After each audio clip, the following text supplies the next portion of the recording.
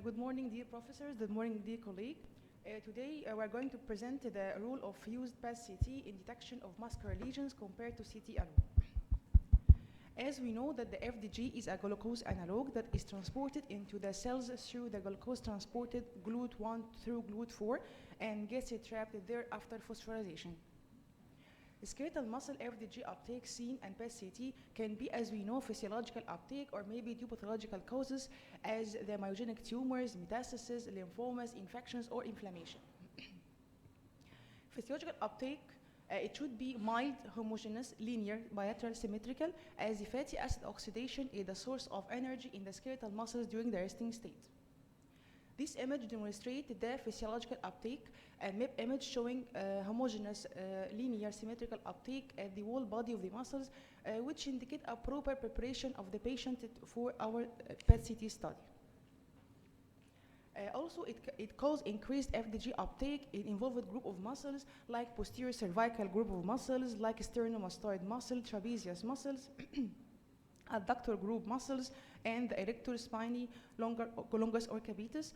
This picture illustrates here different physiological uptake by tracer in involved part of the muscles of the head and neck, for example. As we know, the glucose metabolism is increased in skeletal muscles after insulin injection in diabetic patients, postprandial, during vigorous exercise, or even after chewing or talking. This image demonstrates patient even postprandial or glucose insulin injection in diabetic patients. We here see increased uptake of the whole muscles ability, which can hinder proper interpretation of our study in our patients. Another picture showing the patient in proper preparation. Here the patient don't stop chewing gum, and by doing this study we see here bilateral symmetrical uptake in the masseter's muscle. Another case of the unilateral uptake FDG in this leg muscle compared to the other one. Here this muscle showed disuse atrophy, and there is a cast seen here. When we do the study, there is aggressive uptake in the FDG in the contralateral side with hypertrophy. Another picture showing improper patient preparation, extraocular muscle uptake seen in this patient. We normally the patient should sit in a resting room, close his eyes with no vigorous movement to his eye to avoid this extraocular muscles uptake. Another patient, COPD group, they had tachypnea, and there is auxiliary muscles showing increased uptake like intercostal muscles. So here, another example, of improper patient preparation. This patient sit in a warm room to avoid this uptake by the brown adipose tissue. As we see here, figure number A show proper patient preparation. As we increase in figure D, this is increased uptake in brown adipose tissue. This picture may hinder proper evaluation of these, for example, supraclavicular lymph nodes.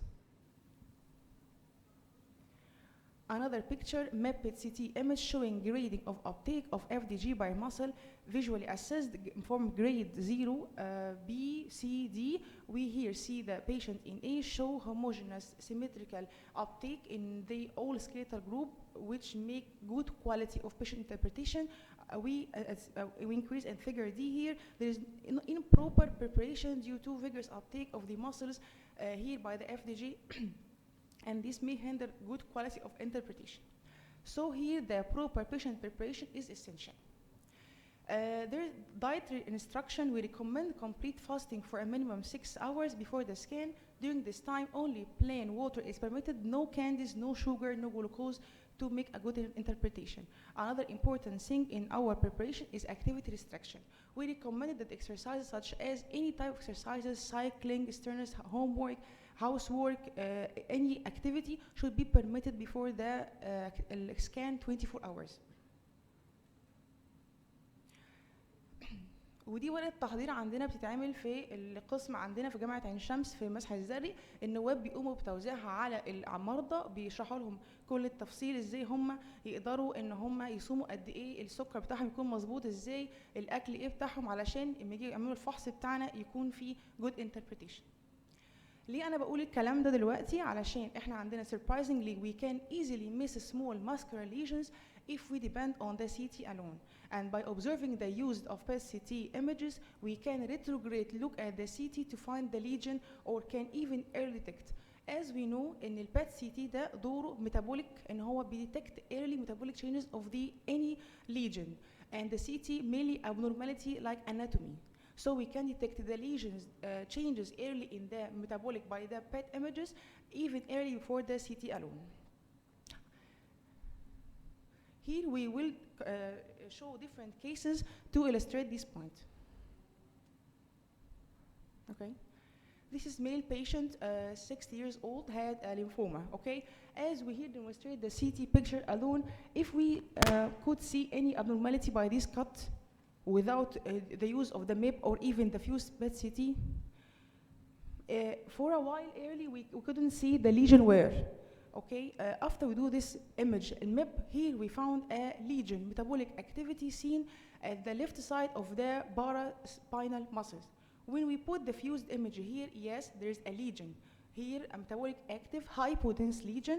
When we put the images close together here, we see this lesion retrograde.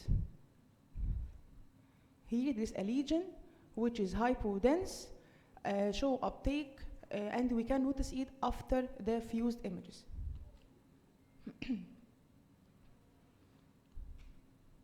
Another case of a female patient known with a breast cancer, right side breast cancer. This is a CT alone. I don't see the lesion for the first while. After we put the MIP image here, we saw the lesion seen with increased metabolic activity reaching of 6.8. After the fused image, this is the lesion, hypodense lesion. Yes, this is it. An ill-defined, metabolically active lesion noted intramuscular within the lateral aspect of the lower part of the right trapezius muscle, achieving SUV max of 5.2.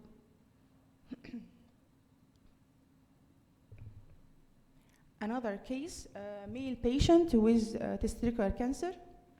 This cut, there's a muscular lesion, but we couldn't see it alone. When we put the MIP image together, yes, we found here 2 lesions. When you correlate it with the anatomy fused images, here we can see right gluteus maximus and left gluteus minimus intramuscular metabolically active lesions, achieving SV max of 2 and 4.9 respectively compared to the liver.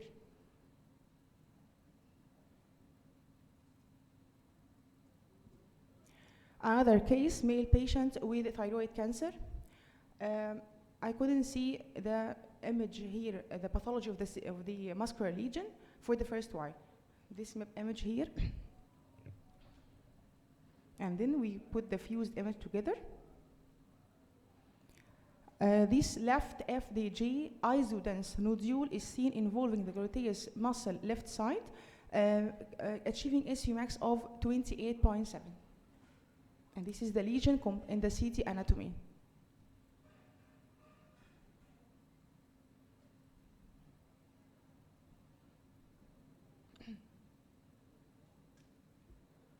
Okay. Another case of this is the CT image. We didn't find by our visual eye for the first time the lesion. When we put the image here, we see this focal avidity seen at the left subscapularis muscle. This patient, known case of bilateral testicular cancer, also the upper lateral aspect of the left subscapularis muscle shows a focus of increased metabolic activity reaching the SV max of 6.16. Another case of male lymphoma patient. Here the CT, I couldn't see anything from the first while. When we do the MIP image here, we see a focal avidity increase here and also this muscle here. I see this isodense lesion, retrograde, when we're doing this image. Few tiny metabolic active intramuscular nodules in the adductor groups bilaterally, more on the left side, achieving the SV max of 5.6.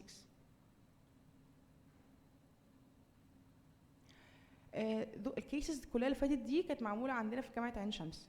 تمام، دي كيس في الليتريتشرز كانت بتوضح البات سي تي obtained several years after motorcycle accident with recurrent and increasing pain in the left lower leg and soft tissue. The PET here demonstrate increase in the uptake soft tissues, the bone marrow cavity, suggesting of osteomyelitis, which was confirmed surgically. Thank you.